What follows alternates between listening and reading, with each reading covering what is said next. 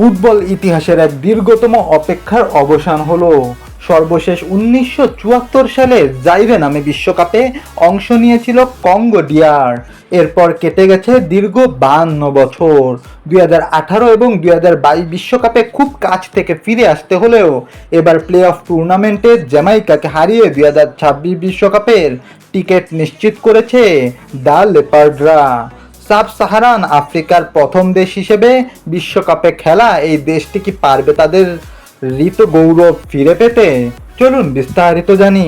2026 বিশ্বকাপে Congo DR খেলবে group কে তে, যেখানে তাদের প্রতিপক্ষ হিসেবে থাকছে ক্রিস্টিয়ানো রোনালদোর পর্তুগাল, এশিয়ার নতুন শক্তি উজবেকিস্তান এবং দক্ষিণ আমেরিকার জায়ান্ট কলম্বিয়া।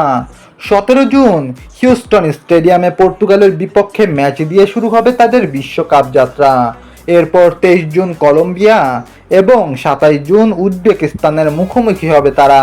এই গ্রুপ থেকে নকআউটে যাওয়াটা ডিআর কঙ্গোর জন্য হবে এক হিমালয়ের সম চ্যালেঞ্জ।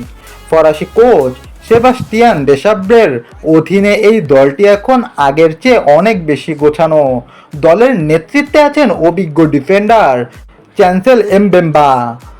আক্রমণ ভাগে গোল করার দায়িত্বে থাকবে সেড্রিক বাকাম্বু এবং ব্রেন্টফোর্ডের তারকা ইয়োয়ান উইসার ওপর। এছাড়াও মাঝমাঠে থিও বঙ্গন্দা এবং রক্ষণে আর্থার মাসুয়াকুরা দলের মূল শক্তি। তারুণ্য আর অভিজ্ঞতার এই মিশেল কি পারবে পর্তুগাল বা কলম্বিয়ার মতো পরাশক্তিদের রুখে দিতে? 52 বছর পর কঙ্গো ডিআর এর এই ফিরে আসা কি সার্থক হবে? আপনার মতে গ্রুপ কে থেকে কোন দুটি দল নকআউটে যাবে? কমেন্টে আপনার মতামত জানান।